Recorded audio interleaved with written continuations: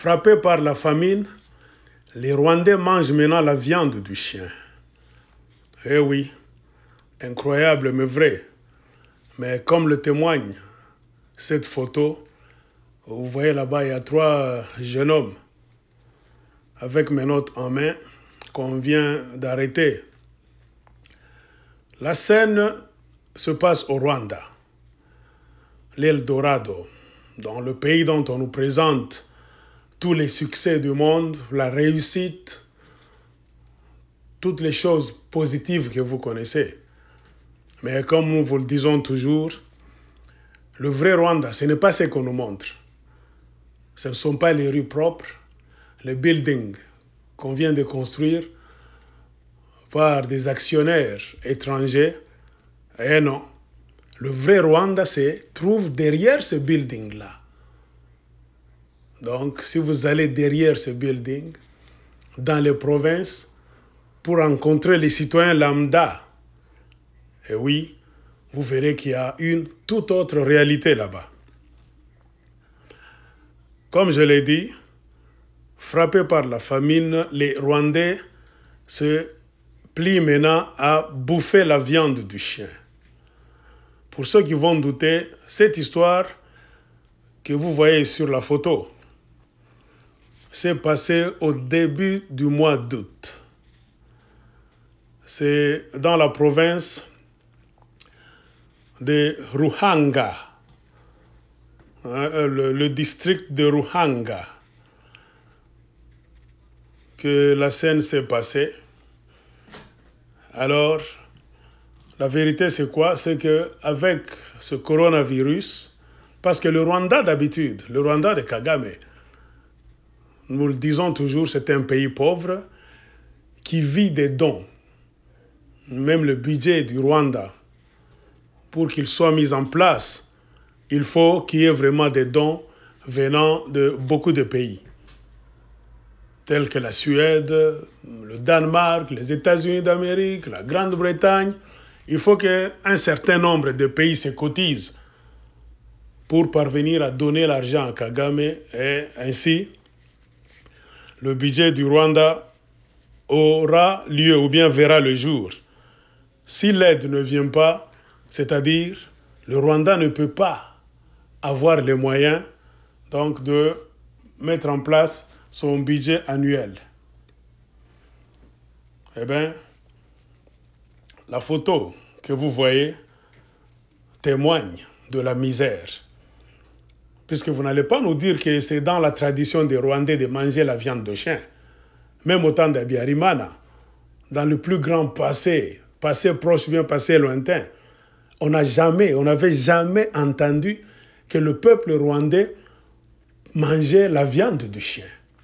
Et aujourd'hui, ça se fait. Loin du regard des touristes, loin du regard des multinationales, loin du regard de tous les sponsors qui donnent des millions et des millions de dollars à Paul Kagame. La scène se passe dans le district de Ruhango, là où le maire, pour ceux qui vont douter, le maire du district, c'est Valence Abarurema.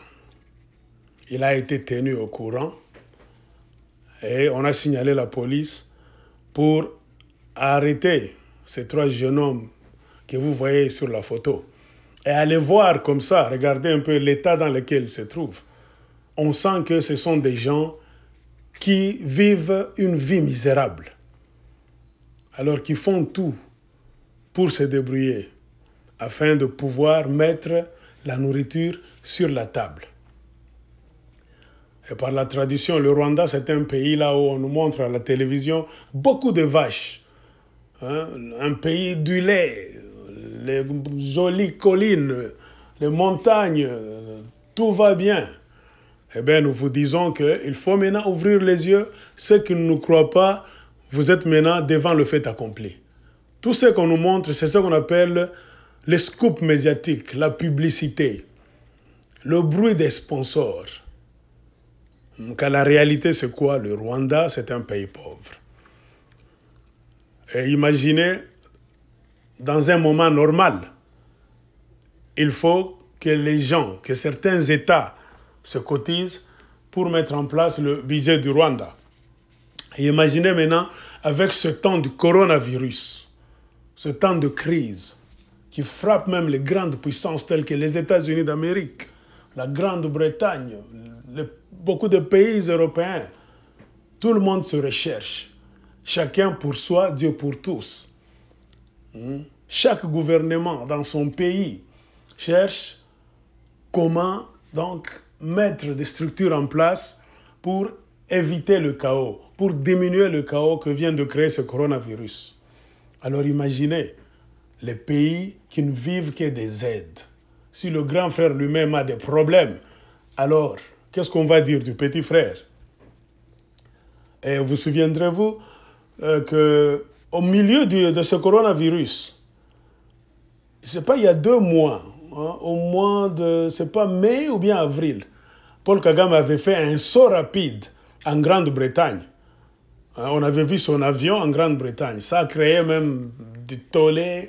Il y a des gens qui disaient qu'il est malade de coronavirus. On l'a dépêché pour être hospitalisé dans un hôpital de Londres. Or, c'était faux. La vérité est sortie. C'est qu'il avait fait un saut rapide pour aller réclamer d'urgence l'aide en argent de la Grande-Bretagne. C'est-à-dire, ou bien, si la Grande-Bretagne ne pouvait pas lui donner l'argent, que la Grande-Bretagne pouvait faire pression, donc demander à ce que d'autres donateurs puissent se cotiser et donner l'argent. Car le Rwanda se voyait déjà au bord du chaos financier. Et la Banque mondiale, le Fonds monétaire international et beaucoup d'autres institutions au monde donnent toujours et régulièrement de l'argent au régime de Kagame. Mais nous nous posons la question, qu'est-ce que Kagame fait avec cet argent?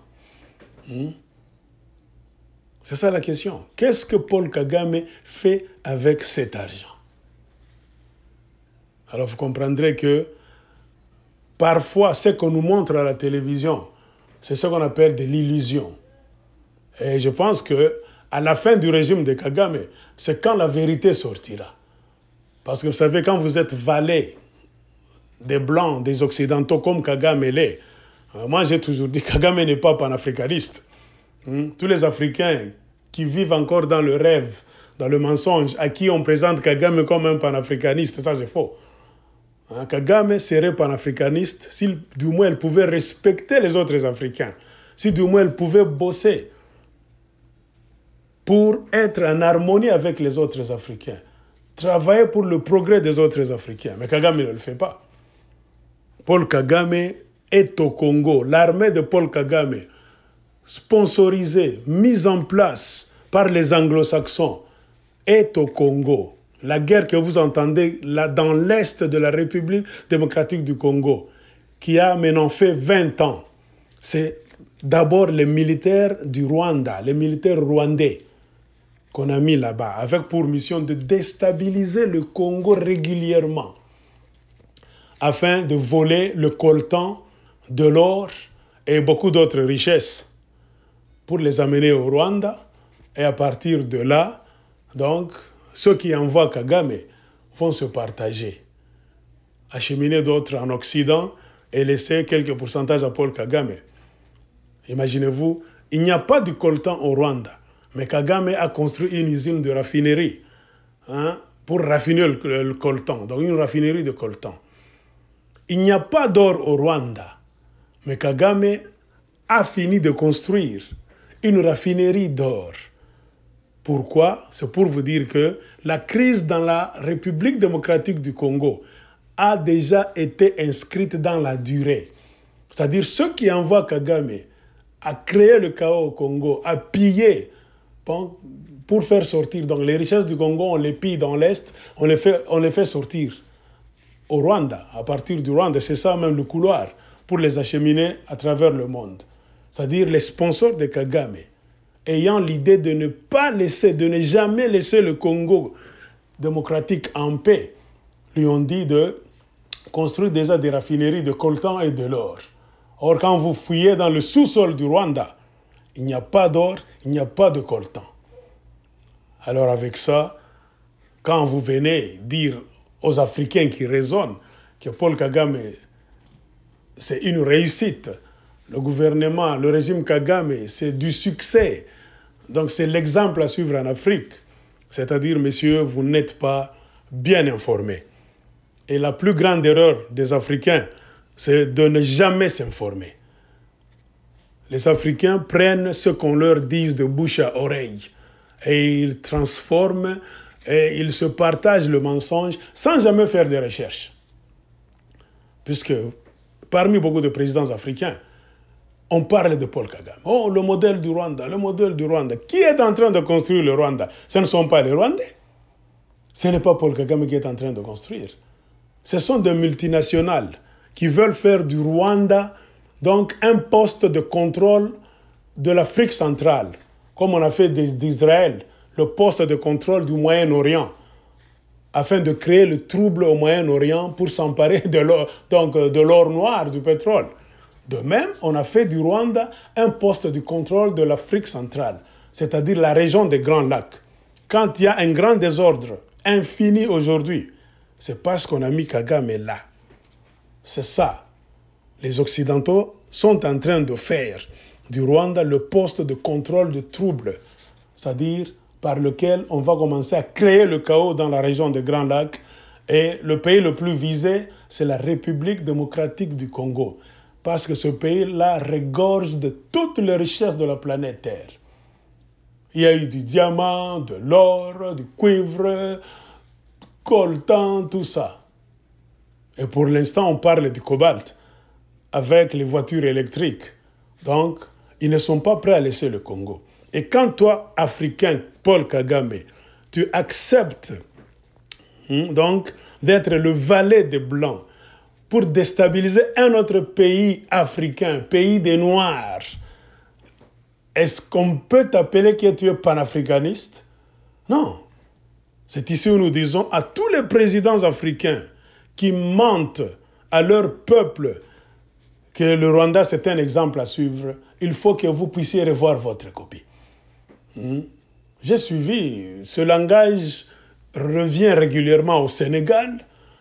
Dernièrement, j'ai suivi le président de la Guinée-Bissau. Beaucoup de présidents, quand on leur donne le micro, nous, l'exemple du Rwanda, nous voulons faire ceci, nous voulons faire cela. Non. Informez-vous. Informez-vous. Au Rwanda, il y a le chaos derrière les buildings en verre que vous voyez là-bas. Derrière les rues propres de la capitale Kigali seulement, il y a l'enfer. Car il n'y a pas de liberté. Le Rwanda est dirigé, d'abord, vous devez le savoir, par une toute petite minorité, donc de l'ethnie Tutsi. Puisqu'avec les statistiques actuelles, qu'est-ce qu'on vous dit? La population Tutsi présente au Rwanda présente combien? Entre 10 et 13% de la population rwandaise. C'est-à-dire le reste est là-bas. Si pas 90, c'est-à-dire 87%, ce sont les Hutus. Et les Hutus sont pris dans un étau avec la bénédiction des pays occidentaux. Ça, c'est une autre histoire. Faites des recherches et vous comprendrez pourquoi même il y avait le génocide du Rwanda. Malgré tous les mensonges qu'on est en train d'expliquer, de relater aux gens du monde. Prenez du temps, faites des recherches et vous comprendrez l'origine de ce génocide-là. Donc je disais, une minorité Tutsi contrôle la plus grande majorité des Hutus. Le Rwanda, actuellement, est comme un pays en guerre. Donc, les Hutus, la majorité, sont comme dans une prison à ciel ouvert. Il y a une forte présence des hommes armés. L'armée minoritaire des Tutsis est fortement armée. Ça patrouille tout le temps. Un petit mouvement, tu es cuit. Et ne pensez pas que vous pouvez prendre un micro. Vous allez au Rwanda et poser la question au Rwandais. Comment vous trouvez la vie ici? Tous les Rwandais vont te dire, nous sommes bien. Pourquoi? Pour éviter des problèmes. Pour éviter d'être retrouvés d'être lynché, d'être assassiné. Car Kagame ne badine pas. Pour protéger son image, pour servir ses grands frères de l'Occident, il est prêt à tout pour garder aussi son pouvoir. Imaginez si 10% des gens, une population, une ethnie de 10%, tient en étau 90% ou bien 87% qui est la majorité, et vous appelez cela démocratie, c'est ça le problème. Et quand vous feuilletez maintenant tous les documents de la Banque mondiale, le Fonds monétaire international, beaucoup d'histoires là, tous les journaux financiers, le chapitre qui parle du Rwanda, on te dit il y a un grand chaos financier au Rwanda. Il y a un grand chaos financier au Rwanda et on ne comprend pas. Parce que le Rwanda de Kagame est un pays qui a bénéficié de beaucoup d'actes de générosité venant des sponsors occidentaux. Mais malgré cela, on ne voit rien. On ne voit rien. Le peuple, la majorité du peuple rwandais vit toujours dans la misère. Et cela justifie pourquoi les Rwandais, pour chercher de quoi mettre sous la dent, comment nouer les deux bouts du mois, la plus grande majorité des pauvres, et surtout des Hutus. Mais quand vous regardez la photo ici, vous voyez ces garçons là-bas qui ont l'air hirsutes, un peu sales là-bas, pauvres, ce sont des petits Hutus. C'est-à-dire la lutte pour trouver la nourriture. Dans un pays là, on nous présente des vaches, tout ça, mais quand les gens se rabattent maintenant à bouffer la viande du chien, comprenez. Comprenez, chers amis, que les choses ne sont pas faciles. Les choses ne sont vraiment pas faciles au Rwanda. C'est ça la réalité. Alors partagez cette photo. Pour ceux qui nient, voici un récapitulatif. Cette scène se passe dans le district de Ruhango. Et le maire du district en question s'appelle M. Valens Abarurema. Et les policiers du district de Ruhango savent de quoi il est question. Cette histoire a eu lieu tout au début du mois d'août 2020. On a voulu cacher ça, mais c'est sorti. Parce qu'à l'heure du téléphone portable, du téléphone intelligent, rien ne peut être caché éternellement. C'est un peu ça, chers amis, amoureux de la vérité, de la justice, de la liberté. Partagez cet audio pour que le monde sache que quelque part au centre de l'Afrique, dans un pays qu'on appelle Rwanda, la réalité est tout autre. La réalité est tout autre. Il y a une majorité silencieuse, une majorité coincée entre les taux, une majorité qui a peur, une majorité à qui on ne donne pas la parole. C'est ça, le Rwanda. Et je pense que la vraie libération de ce pays passera par la réconciliation. C'est ça. Merci. Partagez.